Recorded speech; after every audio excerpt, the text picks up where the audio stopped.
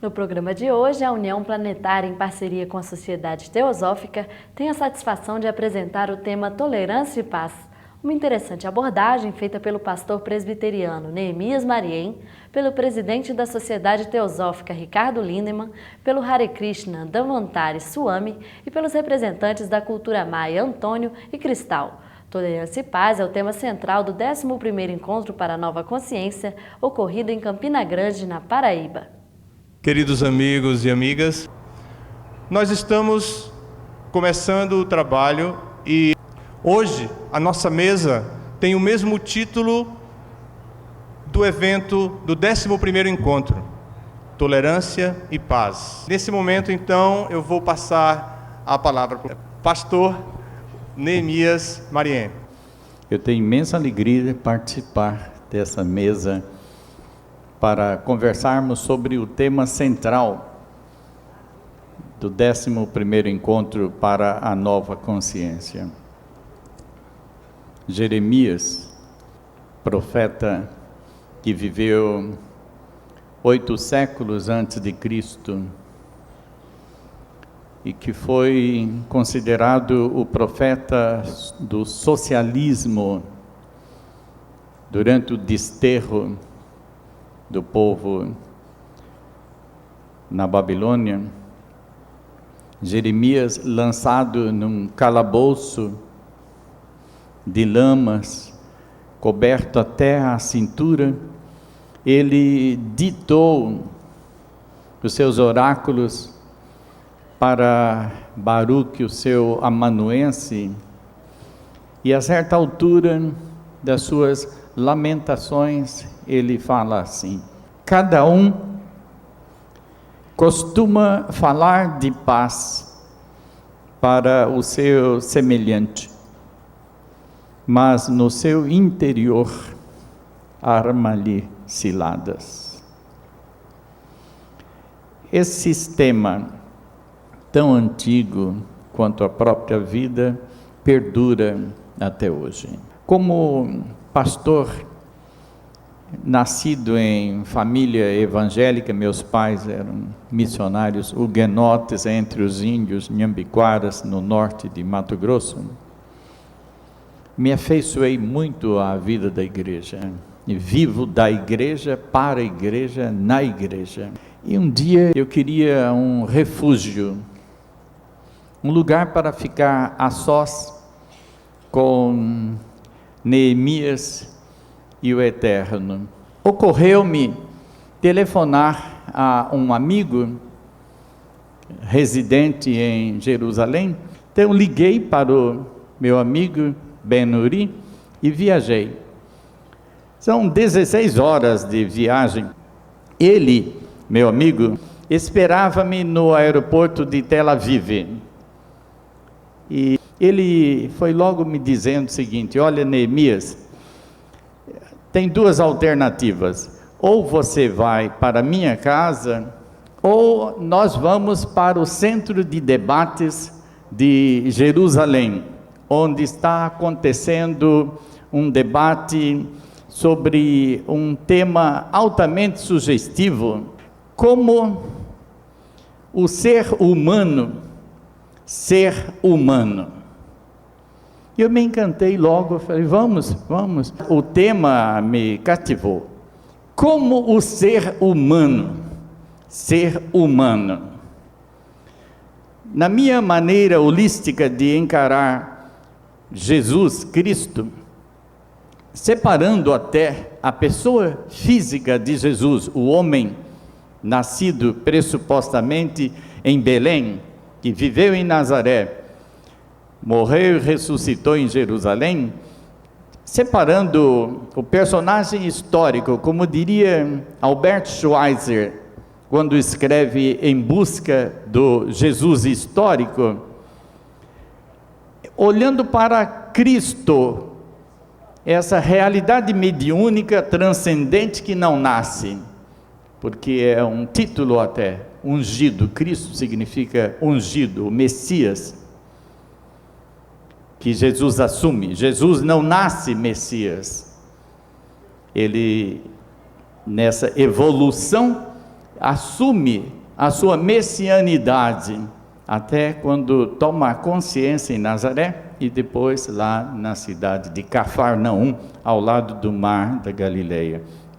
Eu estava pensando que a divindade de Jesus não são as asas que o clero coloca nas suas costas, nem a auréola que podemos até imaginar o maior benfeitor da humanidade possuísse. O forte em Jesus é a sua humanidade. Eu concordo plenamente com Pilatos, o cônsul romano, que fez tudo para livrar Jesus daquela morte execrável que os religiosos que integravam, como fariseus, o Sinédrio, a mais alta corte de justiça de Israel, o Sinédrio. Pilatos, que tinha autoridade para crucificar, depois de estudar apressadamente, porque o pressuposto julgamento de Cristo é uma tragédia jurídica, nunca se viu na história da jurisprudência mundial um réu assim pressuposto ser preso na noite de quinta-feira, cerca de 22 horas, seria o momento do beijo da traição, e de repente encontrá-lo já crucificado na sexta-feira pela manhã. Então eu fiquei pensando que Pilatos, depois de fazer todo o malabarismo, dizendo que não vejo nos autos do processo nenhuma razão para crucificá-lo, eu vou mandar dar uma surra nele, açoitá-lo e depois o soltarei. Para eles, sinedristas, fariseus, que integravam a mais pura da religião, porque eles vinham preservando a Tora, todas as leis deuteronômicas, eles tinham assim, guardados no cofre das suas sinagogas, e poderiam inclusive matar Jesus, porque a lei deuteronômica os autorizava a apedrejar os condenados, como até antes tentaram fazer com aquela mulher, vítima de uma armadilha farisaica, que queriam apedrejar. Eles podiam apedrejar Jesus, mas queriam pegar a castanha com a mão do gato, e quem podia crucificar era apenas Roma. Pilatos, então, antes de lavar as mãos, ele, depois de tentar liberar Jesus, dizendo: não vejo neste homem culpa alguma digna de morte. Pilatos, vendo que não adiantava escapar dos ardis, e ele também, Pôncio Pilatos, um diplomata trêfego que governava a Palestina, não por merecimento diplomático, mas porque era um castigo romano para mandá-lo para o lugar pior do mundo, que era a Palestina. Pilatos toma Jesus e no pretório romano ele o entrega apontando, dizendo assim: eis o homem, eis o homem. Eu penso, meus amigos, que essa palavra, na boca de um pagão, como pressupostamente sugere a história, Pilatos é o centro maior da vida humana. Quando debatemos hoje esse tema, tolerância e paz, eu olho em Cristo o grande pacificador, porque, como diria Mahatma Gandhi, no preâmbulo da plataforma de Cristo, o Sermão da Montanha, que vai do capítulo 5 ao capítulo 7 do Evangelho segundo São Mateus, Jesus diz assim: muito bem-aventurados são aqueles que promovem a paz, porque eles serão chamados filhos de Deus. Eu creio que o ser humano, na sua essência, ele é o promotor da paz, porque ele é todo tecido em paz, ele é o segredo da paz. Esse processo de humanização é muito complicado, porque, como se diz, o boi, ou a vaca, não pode desvacar-se, desboiar-se. O sapo não pode dessapar-se. O macaco não pode desmacacar-se. Mas o ser humano é o único animal que pode desumanizar-se. Isso é, perder a sua identidade, perder as suas impressões digitais. O ser humano pode se desumanizar. E por isso eu penso que o ser humano, nesse processo de evolução da sua ascese espiritual, humanizando-se, ele se torna divino. Ionesco, aliás, esse celebrado dramaturgo contemporâneo, escreveu um livro chamado O Rinoceronte. Se ninguém leu, é uma proposta. Ionesco, nesse livro O Rinoceronte, ele fala a respeito de um novo verbo, é o verbo rinocerontizar. Rinocerontizar, sugestivo, mas eu vou fazer a anatomia filosófica, teológica do rinoceronte, porque vejo no rinoceronte animal muita semelhança ao rinoceronte humano. O rinoceronte, ele tem uma pele muito grossa, espessa, cascuda. Qual é a dimensão da nossa pele? Mas eu ouvi desde criança, lá no meu sertão de Mato Grosso, falar, fulano tem uma casca grossa, sem ser angico, né, que é madeira que tem uma casca grossa, fulano tem uma pele grossa. O rinoceronte, se você tem pele grossa, isso é insensível, olha, você é um rinoceronte. Também o rinoceronte, ele pesa muito, pesa toneladas. Ninguém carrega um rinoceronte, não, porque ele é muito pesado. A propósito, quanto você pesa? Eu ouço muito o operário, funcionário, meu patrão, nossa, vou ter que passar o dia inteiro trabalhando com esse peso em cima, eu já não suporto mais. A gente usa essa expressão aqui e ali. Isso não é o outro que pesa, nós pesamos. O rinoceronte tem a nossa identidade, nós temos a identidade do rinoceronte. Também o rinoceronte é míope, ele não enxerga longe, jamais, como diria Rui Barbosa, plantaria carvalho para o abrigo do futuro, planta hortaliças para o prato de amanhã, mas carvalho nunca, porque não tem visão, não percebe, não olha longe. Assim, a um palmo do nariz, ele já não vê nada. É essa tendência de rinocerontização da nossa visão espiritual, da nossa visão holística. Vamos pensar que a vida, ela é eterna.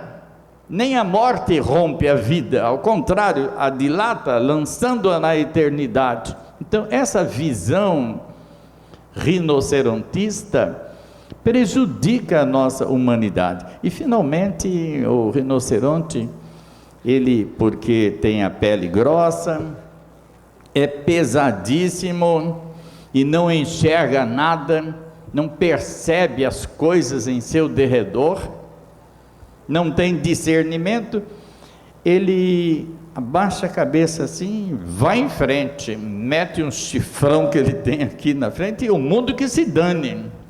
É o processo de rinocerontização. Então, meus amigos, acho que nessa mesa agora, falando sobre tolerância e paz, nós chegamos a um instante de amadurecida reflexão.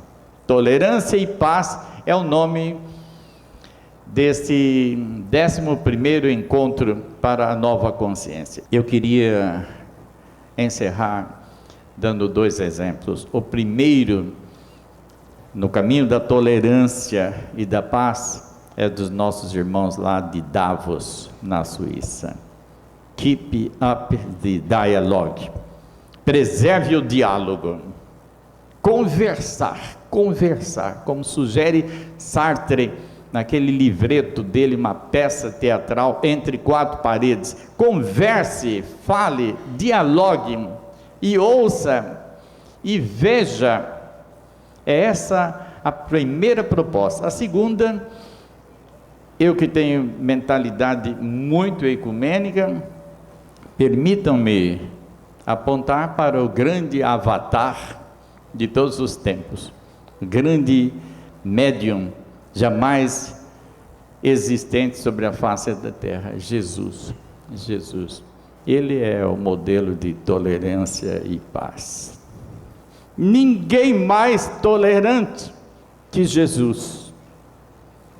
Um dia, os seus discípulos, 70 deles que tinham sido enviados a proclamar o Evangelho, voltaram com este relatório: Mestre, encontramos pelas estradas da vida pessoas que caminhavam na mesma direção, têm a mesma linguagem e usam os mesmos pressupostos, mas não usam a nossa camisa, não pertencem aos nossos guetos, ao nosso grupo, não pertencem a ti. Então nós ordenamos que se calassem. Aí Jesus fala assim: vocês erraram.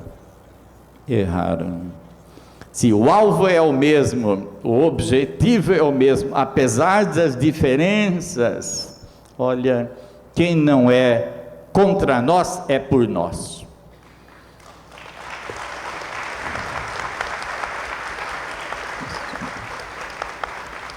E lá no horto do Getsemane, na gruta sombria, onde ele foi traído e preso, Pilatos tira a espada, como os zelotes que acompanhavam Jesus tinham debaixo da capa uma espada. Pilatos tirou a espada e feriu gravemente um soldado romano chamado Marco. E essa espadada que ele deu na cabeça do soldado foi para decepar a cabeça dele, mas como os romanos usam elmo, provavelmente resvalou e cortou a orelha dele. Jesus repreendeu a Pedro, o primaz dos 12, agachou-se, apanhou a orelha e, diz o Evangelho, recolocou no milagre, restaurando a saúde do inimigo que viera prendê-lo. Tolerância. E quando ele, na Páscoa, momentos antes de escalar o Gólgota, ele disse aos seus discípulos: agora a minha paz vos dou, não se turbe o vosso coração, crede em mim. Eu encerro com este apelo. O apelo à paz é o exemplo de cada um de nós, não da nossa religião, não da nossa teologia, nas esgrimas das nossas ideias, mas essa capacidade da grande bem-aventurança proclamada por Jesus. Bem-aventurados, felizes aqueles que na terra promovem a paz. Como disse Isaías nos seus oráculos: quão formosos são sobre os montes os pés daqueles que anunciam a paz. Esse é o caminho. Andemos nele. Amém.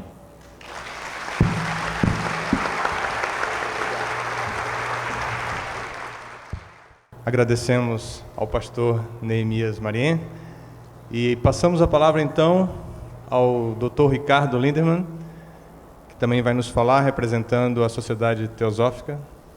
Muito obrigado. É sempre difícil falar depois de contribuições tão tocantes, mas nós vamos tentar acrescentar alguma coisa na questão da tolerância e da paz. Uma das partes que me parece mais extraordinária do Evangelho, se tido como histórico, seria justamente a frase de Jesus, quando dizem ele estava sendo crucificado: Senhor, perdoai-os, porque eles não sabem o que fazem. Eu me pergunto quantas pessoas submetidas à tortura e na proximidade da morte, já na exaustão do corpo físico, quando a maioria de nós, só porque não fez uma refeição, ou até a fez de forma um pouco prejudicada por telefonemas e contratempos, já fica mal do fígado e rabugento com todo mundo que vem à frente. Vejam bem, me parece extraordinário que algum ser que esteja usando um corpo humano tenha a grandeza de ainda, nesse momento de dor extrema, sentir piedade por aqueles que o atacam, e mais do que isso, sentir-se de alguma forma compreendendo a natureza daquele ataque. Então, se nós vamos falar de paz, temos aí um exemplo. Mas me parece mais extraordinário que ele não se referia a si mesmo como propriamente sendo aquele corpo físico, e por esse motivo tentaram apedrejá-lo como se fora uma blasfêmia, quando ele teria dito, não é, que antes de Abraão ser, eu sou. Eu acho essa uma questão muito importante, porque há uma tendência materializante na mente humana que tende a se apegar à forma física do mestre. Isto acontece em quase todas as religiões. E eu posso tentar demonstrar que todos os mestres espirituais tentaram desfocar a adoração do seu corpo em relação, priorizando, dando mais importância ao Pai ou a um ser que lhe transcendesse a natureza física. E isto é de extrema importância, até porque o corpo físico não pode estar sempre conosco, enquanto que a natureza espiritual é onipresente. Então, quando ele disse, eu e o Pai somos um, em João 10, 30, que é uma das passagens talvez mais lindas da Bíblia, ele se referia com certeza, e me parece todas as vezes que ele se refere ao eu sou, ele está se referindo à sua natureza real, mais íntima, espiritual, aquela natureza ungida, como foi dito pelo pastor Neemias muito bem. Então eu faço menção disso, embora seja uma interpretação minha, de que há uma tendência de buscar o universal, porque como os grandes mestres não têm mais um ego restringido apenas à sua pessoa, ou como preferem outros, se nós formos ver os textos budistas, como a Voz do Silêncio, diz que a gota retorna ao oceano. E alguns textos yogis dizem que, ao contrário, também, e de alguma forma misteriosa, o oceano volta-se para dentro da gota. Então, de alguma maneira, o indivíduo abrange o cosmos e o cosmos entra nele. Ele se torna um ser iluminado, ele vê aos outros como a si mesmo. Ele caminha sobre as águas, ele acalma as tempestades. Se ele for atacado, oferece outra face. Se for torturado, perdoa a todos, porque ele não vê diferença entre ele e os outros. E Jesus confirma isso em João 14:20, que essa, confesso ser a minha passagem predileta. Naquele dia sabereis que eu estou em meu Pai, e vós em mim, e eu em vós. De modo que não se tratava apenas da ligação dele com o Pai de uma forma isolada, na qual os outros seres não participam, senão que ele dizia que em algum dia, e aí cabe descobrir quando, mas era uma promessa, nós descobriremos que todos somos unos com ele e o Pai. Então esse é um ponto que nos parece de extrema importância. Ele também teria dito: eu sou o caminho, a ressurreição e a vida, ninguém vem ao Pai senão por mim. Eu temo que essa seja uma das passagens mais mal compreendidas de toda a Bíblia. Porque se ele se referia a uma unidade com todos os seres, se é dito já em João 1 que ele era o Filho que surgiu antes do cosmos, e portanto depois que ele se fez carne e habitou entre nós, o cosmos já existia e através dele tudo foi feito e sem ele nada teria sido feito, ele está se referindo a uma figura que antecede a sua encarnação física. Ele existia primeiro em espírito e antes do próprio universo. E isso é o que os orientais chamam de Vishnu. Vishnu é um dos intermediários do processo de manutenção da própria criação. A criação é feita por Brahma, ela é inundada pela vida de Vishnu. Depois dizem alguns que ela retorna no final do ciclo pela influência de Shiva. E nós temos a mesma trindade do Espírito Santo, do Filho e do Pai, de Ísis, Horus e Osíris. Quando nós estudamos religiões comparadas, nos surpreende ver como as diferentes religiões, com uma diferente linguagem, característica da sua época, elas dizem essencialmente a mesma coisa. Então eu vou ler para vocês sobre a questão de que todas as religiões têm um fundo comum, segundo as origens da própria tradição teosófica.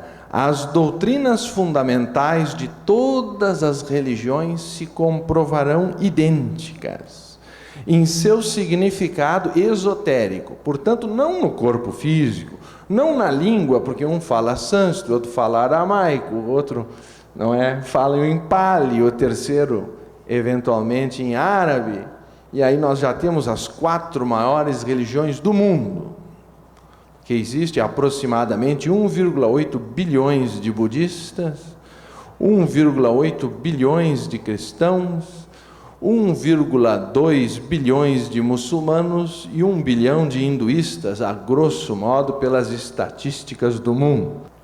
Mas com certeza, nenhuma religião é maioria no mundo. Esse é um dado importante. Vocês trabalhem com esses 4 números.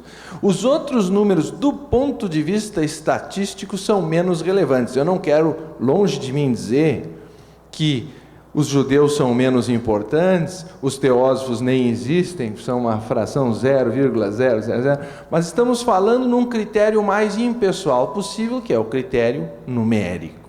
Ninguém é maioria no mundo. Se eu achar que só a minha religião vai para o céu e os outros vão para o inferno, eu estou adentrando naquilo que eu chamo a filosofia do umbigo.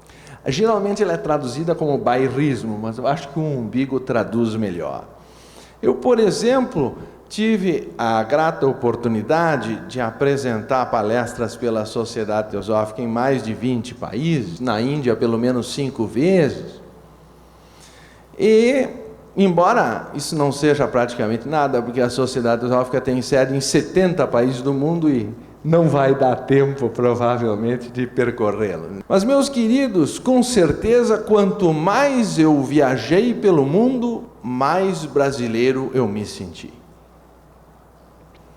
Porque, sei lá, dava saudade, eu ficava lembrando dos amigos, isto e aquilo, tá? Costumes talvez um pouco estranhos. Na Inglaterra eu sentia saudade de uma gargalhada, era difícil dar um riso, já olhavam para a gente. Na Suíça, a gente, até as cordas vocais dos cachorros são cortadas para que eles não façam barulho. Então, são costumes de certos povos que me surpreendem, mas ali a ordem é tal. Na Índia, nesse ponto, eu me sentia mais à vontade, porque os animais têm uma liberdade extraordinária. Então, essa liberdade que os animais têm, porque são respeitados, como diria o nosso querido e inesquecível ministro Magri, cachorro também é gente. Na Índia, todos os animais são gente. Então, isso é uma maneira de conceber a vida una, que é preciso ir à Índia para sentir aquele astral. E quando eu estava na Índia, eu ficava com saudades do Brasil. Quando estava no Brasil, eu fico com saudades da Índia. Então, é um problema não resolvido na minha vida. Mas depois de muito viajar, eu cheguei à conclusão que o melhor lugar para eu morar seria o Brasil. Claro que depois de viajar por muitos estados no Brasil, eu poderia chegar à conclusão que o melhor lugar para morar, é claro que é Porto Alegre, porque eu nasci em Porto Alegre. Depois de viajar dentro da cidade, não sei se isso não é um exagero, porque existem cidades circunvizinhas na grande Porto Alegre, mas eu poderia chegar à conclusão que o melhor bairro do mundo, é claro, é o bairro onde eu jogava futebol, naquela rua, naquela casa, porque eu tenho memórias, eu tenho recordações. E de repente o ponto mais importante da casa é aquela árvore onde enterravam os umbigos da família. Eu chamo isso, meus queridos, a filosofia do umbigo. Ela rapidamente nos leva a justificar que o lugar onde o nosso umbigo foi colocado é o melhor do mundo, e às vezes nós fazemos isso com a nossa religião. E quando nós não percebemos essa tendência humana que Freud explica, que até os 7 anos a nossa personalidade se forma, e há uma tendência a estruturar-se em favor de uma preferência já marcada na infância, nós tendemos a achar que nós somos o povo escolhido e que os outros é que irão para o inferno. É claro, se muitos são chamados e poucos os escolhidos, o Senhor sabe que nós estamos, evidentemente, nessa arca de Noé para sermos escolhidos, os outros é que vão morrer no inferno. Porque o fundamentalismo não é um problema só do islamismo. Nós podemos lembrar que há pelo menos 25 anos se tem registro de bombardeios na Irlanda, que é chamado Primeiro Mundo, e, pasmem, em nome de Cristo. Isso então nós vamos chamar terrorismo cristão entre os católicos e os protestantes na Irlanda. E se nós procurarmos o que já tem sido feito na história da humanidade em nome de Deus, ou das variantes do seu nome, é alguma coisa de se caracterizar a história das religiões como um mar de sangue. Então, isto nos preocupa, porque se nem os religiosos se entenderem entre si, que exemplo de paz nós poderemos dar para o mundo? Para os materialistas que acham que nós somos apenas animais sofisticados, vocês acham que daí virá a paz?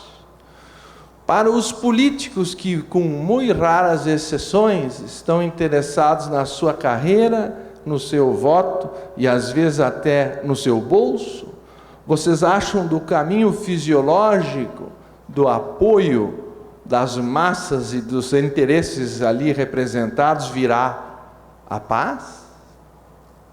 Eleitos que foram pelo voto do umbigo e da uma suposta fidelidade à sua terra e à sua origem, Vocês acham que daí nós conseguiremos a paz? Mas se nós percebermos que todos os instrutores espirituais se referiam sempre à sua natureza universal, e sempre tiveram como ênfase a sua onipresença, então nós poderemos talvez perceber que existe só uma vida, só uma essência, só uma divindade com vários nomes. Mas se os próprios religiosos não perceberem a sutileza deste raciocínio, nós nos expomos até ao ridículo ao falar de fraternidade e não conseguirmos conviver entre nós.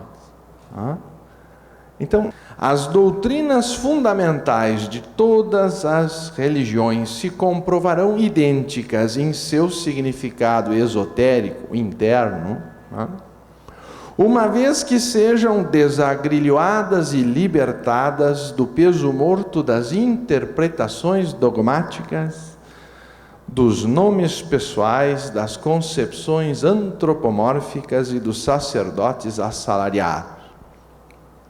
O último dos itens eu prefiro nem discutir, porque há hoje em dia algumas religiões que confundiram Deus e o dinheiro. Eu gostaria de ler uma expressão de Krishnamurti sobre a questão da tolerância, no seu primeiro livro que ele escreveu aos 14 anos, chamado Aos Pés do Mestre.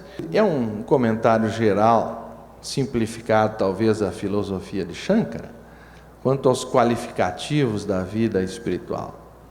Em todo o mundo, ele diz, há somente 2 tipos de pessoas, as que sabem e as que não sabem. É como Jesus dizia, Senhor, perdoai-os, porque eles não sabem o que fazem. E este conhecimento é o que importa.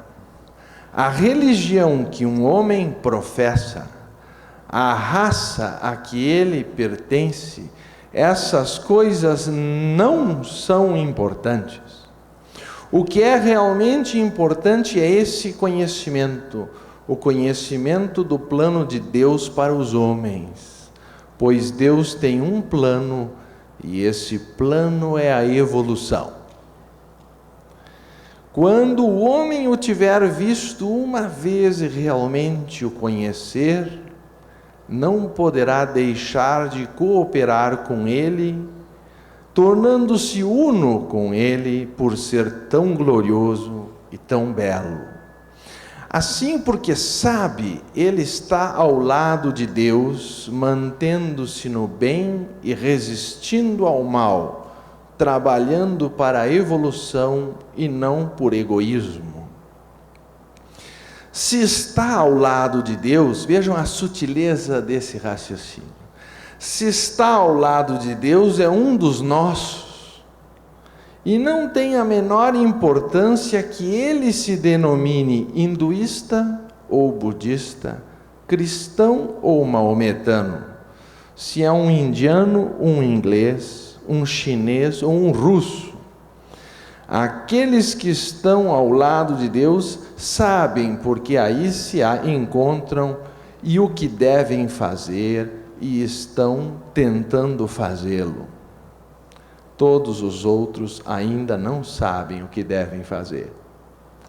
Então, meus queridos, é essencial que nós percebamos que o lado esotérico, que o coração de todas as religiões é mais importante do que o nome da pessoa que professou o ensinamento. E frequentemente, por uma tendência muito humana, nós ficamos apegados ao pai e às vezes não ao que ele ensinou. Então nós nos ligamos mais à figura do nosso pai como pessoa, mas frequentemente queremos contestar, é muito humano, o seu conhecimento e a sua experiência. Assim também é muito humano nós nos ligarmos mais à pessoa do instrutor espiritual do que vivermos de acordo com o que ele predicava. Então, é muito fácil dizer-se cristão, é difícil viver como Cristo vivia. É muito fácil ler o Bhagavad Gita, difícil viver como Krishna vivia. Se não, eu teria lido o Gita, já seria um Krishna, eu teria lido a Bíblia, seria um Cristo, eu teria lido o Dhammapada, seria um Buda, eu teria lido o Corão, seria Maomé. Não basta ler, seria muito fácil, nós estaríamos com um planeta de iluminados. E por que eu insisto na importância da unidade da religião? Porque guerras têm sido estruturadas em nome da religião, e porque eu acho que a religião é o único caminho para a paz, porque eu não espero isso dos políticos nem dos economistas. Mas, se nem os religiosos chegarem à conclusão que são filhos de um pai comum, e isso é o que expressa a ideia de fraternidade. Frater é irmão. Então, se nós não conseguirmos compreender que somos todos irmãos, que esperança nós podemos esperar surgir dos materialistas ou dos fanáticos que usam o nome de Deus para matar seus irmãos? O fanatismo é uma degradação tão perigosa da religião quanto o próprio ceticismo. E se eu achar que só o meu grupo vai para o céu e todos os outros vão para o inferno, então eu estou raciocinando que nem um certo religioso chamado Al Capone, que acreditava que a família dele era batizada e ia para o céu. E os outros podem mandar matar porque não são tão cristãos quanto ele. São pessoas que se apresentam como muito religiosas, seguem todos os ritos que a respectiva igreja manda, se apresentam com cara muito austera, ou como usa a expressão irresistível, quero crer, do nosso irmão Hermógenes, ele fala do camisão da austeridade. Tem gente que bota aquele camisão da austeridade, e aí ele se apresenta farisaicamente como um homem virtuoso. É muito perigoso quando uma pessoa se apresenta como possuidora da virtude. O genuíno amor acontece quando nós nos entregamos ao outro sem pedir nada em troca. Krishna ensinava que a ação deveria ser uma renúncia aos frutos. Então, toda vez que eu me dirijo a Deus para buscar algum benefício, essa é uma posição de barganha. Veja quanto eu sou virtuoso, portanto eu mereço a tua bênção, eu mereço a tua proteção. Enquanto nós estivermos barganhando com Deus, por isso é de essencial importância que nós busquemos ao divino pelo que ele é e não pelo que dele possamos obter, não pelo benefício que ele possa nos trazer. Porque enquanto eu estiver amando uma pessoa só pelo que ela me dá, esse amor é, no mínimo, interesseiro. Meus queridos, ao contrário, toda vez que aparece um elemento dogmático numa religião, toda vez que ela carece de liberdade de pensamento, isso expressa um problema psicológico de insegurança. Porque a verdade nunca teve medo do debate. A verdade nunca se escondeu de algum tipo de investigação. Quem se esconde da investigação, provavelmente tem algo a esconder. Se nós precisamos considerar que um assunto é indiscutível, é porque, no fundo, nós temos alguma dúvida. Se nós estamos abertos ao livre debate, ou mantendo o diálogo, é sinal de que nós estamos dispostos a pesquisar a verdade juntos. Meus queridos, eu creio que não é o caso de nós termos uma única religião padronizada, mas um jardim é rico pela numerosa diferença de suas cores e flores. Só que eu vou contar, pobrezinho Joaquim vai pagar o pato de novo. Dizem que o Joaquim tinha inventado a máquina de barbear automática. Vocês conhecem essa? Aí, o carioca chegou lá meio desconfiado, com aquela ginga e tal. Mas como é que funciona essa máquina? Aí disse que é muito simples, é só pôr a queixada no apoio, a lâmina vem e faz a barba automaticamente. Você ficou meio desconfiado, mas diga-me uma coisa, um é mais narigudo, outro é beiçudo, outro tem um queixo redondo, outro tem um queixo pontudo, um tem uma verruga aqui, outro tem não sei o que ali. Como é que a lâmina se ajusta a estas diferenças? Aí o Joaquim teria respondido: deveras existe algum pequeno probleminha, mas somente na primeira barba. Depois está tudo resolvido. Então, pelo amor de Deus, imaginem se nós tivéssemos só uma religião no mundo e todo mundo tivesse a mesma cara que nem depois da primeira barba do Joaquim. Então esse mundo estaria empobrecido. Porque as diferentes religiões são como diferentes flores de um jardim, se não mesmo pétalas de uma mesma flor. E nós temos que perceber que elas são complementares. Eu vou mostrar para vocês uma das minhas passagens prediletas do Gita, no versículo 4:11,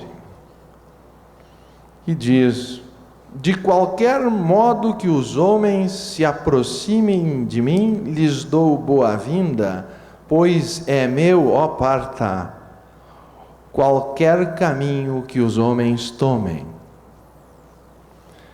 Então, essa é uma das passagens mais universalistas que eu li em todas as religiões. A ideia de que todos os caminhos levam para Krishna, porque Ele está em todos os caminhos. Agora, quando Cristo dizia: eu sou o caminho, a verdade e a vida, ninguém vem ao Pai senão por mim, eu pergunto, Ele estava se referindo ao seu corpo físico ou à sua natureza onipresente e espiritual? Ele estava dizendo algo diferente de Krishna ou ele estava dizendo a mesma coisa com outras palavras? A tradição costuma associar ao corpo de Jesus. E aí nós temos um problema, até porque esse corpo não está mais conosco. Agora, se nós compreendermos o que está dito por ele: naquele dia sabereis que eu estou em meu Pai e vós em mim e eu em vós, eu creio que ele estava se referindo à sua onipresença. Como Krishna disse que todos os caminhos levam a ele, também Jesus dizia a mesma coisa em nome da sua natureza espiritual, da compreensão da sua união com o Pai. Mas, se pelo raciocínio do umbigo eu preferir uma forma à outra, essas duas religiões poderão não se entender. Ou quem sabe o budista vai dizer que Deus não tem forma nenhuma, porque eles preferem tratar o universo como uma lei, e alguns dizem que nem é religião o budismo, porque não tem Deus. Se é que vocês conhecem um pouco a problemática da impessoalidade da lei kármica no budismo, que há escolas budistas que nem reencarnacionistas não são, porque dizem que não é o mesmo ser que passa levado pelo karma. Eles são totalmente despersonalizados. O budismo é a doutrina de anatta, negação de Atma. Então, cada religião tem a sua ênfase. E nós vamos encontrar que o islamismo não aceita a manifestação de qualquer pintura da forma de Deus. Então imaginam um maometano entrando num lugar cristão, onde o Cristo está pendurado, geralmente, nos crucifixos por todas as paredes. Que tipo de relação ele tem com a religião dele, no momento que vê a divindade numa forma humana, não é? Lhe parece talvez ostensivo, ou o grande problema da Índia de milênios, em que os muçulmanos não aceitam as diferentes divindades indianas, que têm um panteão amplo, embora sejam fruto de uma trindade original, Brahma, Vishnu e Shiva. Nós temos aqui irmãos Vaishnavas, que portanto são seguidores da linha das encarnações de Vishnu. Vaishnava se refere a Vishnu. Então, vocês vão verificar como é que esses seres, seguidores daqueles grandes instrutores, vão conviver entre si. Mas eu acho, esse é o meu sonho, que se o Cristo, o Buda, Krishna e Maomé sentassem na mesma mesa, eles seriam a própria manifestação da comunhão dos santos ou da grande fraternidade. Eu não consigo imaginar esses seres lutando entre si. E se nós formos reais seguidores desses grandes instrutores, nós temos que seguir-lhes o exemplo da paz e da tolerância, acima de tudo. Então, passo a palavra, apenas lembrando que o nosso primeiro objetivo na Sociedade Teosófica é de formar um núcleo da fraternidade universal da humanidade, sem distinções de raça, credo, sexo, casta ou cor. Muito obrigado.